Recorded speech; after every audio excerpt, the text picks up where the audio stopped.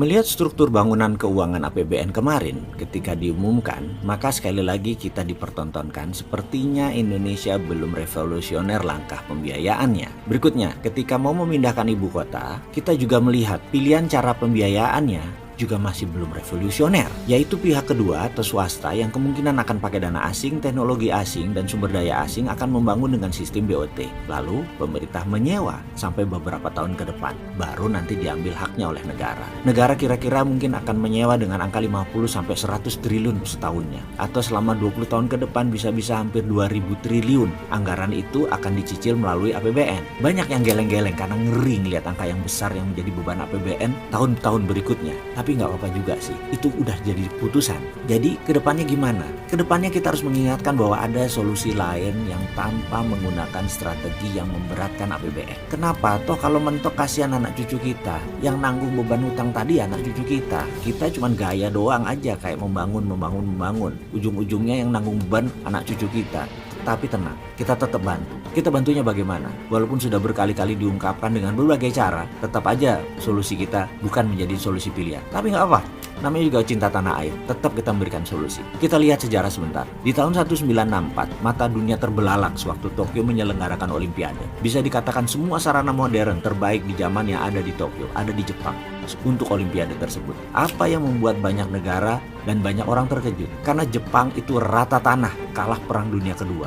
Tapi kurang dari 20 tahun mendadak menjadi kekuatan terbesar Asia. Sekali lagi, apa yang Jepang lakukan? Mengapa kurang dari 20 tahun Jepang bisa menjadi negara nomor 1 lagi di Asia? Padahal rata tanah tahun 45. Kita intermezzo sebentar. Di video sebelum ini kita menceritakan bahwa di tahun 1918, Jerman juga rata tanah, kalah Perang Dunia Pertama. Tapi tahun 1936, Jerman menjadi negara superpower. Kita sudah tahu informasi tersebut. Tapi tetap kan nggak berani menjalankan pakai cara Jerman. Bener kan? Wahai para pejabat negara, sekarang kita tiru cara Cina. Bukan impor barang Cina ya, tiru cara Cina. Tahun 1989, Cina mulai memakai strategi New Economic Model. Dan ketika tahun 2008, Olimpiade Beijing, dunia terbelalak. Karena dalam 20 tahun, Cina mendadak menjadi negara superpower. Sekarang kita balik ke cerita Jepang. Tahun 45 rata tanah, tahun 64 Toto menjadi kekuatan ekonomi, dan puncaknya 30 tahun setelah itu Jepang tak tertahankan hingga tahun 90-an. Yang kita tahu saat ini adalah Cina yang mulai mengepakkan sayapnya menyusul Jepang. Tapi sekali lagi, apa yang mereka pakai? Rumusnya udah dikasih tahu sebelumnya. Tapi kita balik tanya lagi, Jerman pakai apa? Cina pakai apa? Jepang pakai apa? Saya ingatkan sekali lagi, mereka bukan pakai cara yang IMF sarankan. Mereka bukan pakai cara IMF. Pakai apa Jepang itu? Mereka pakai infrastruktur dinamis yang namanya Shinkansen. Seperti halnya Amerika membangun industri infrastruktur dinamis yang namanya mobil.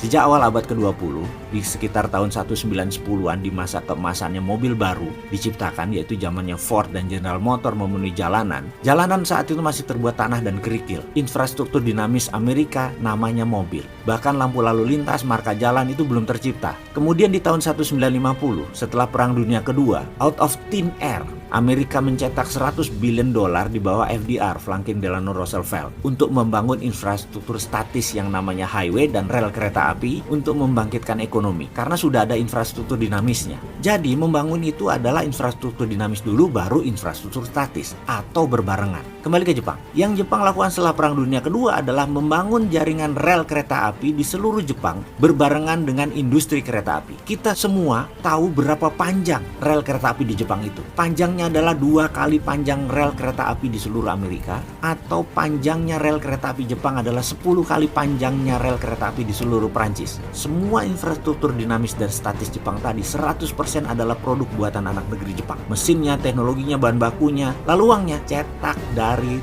thin air.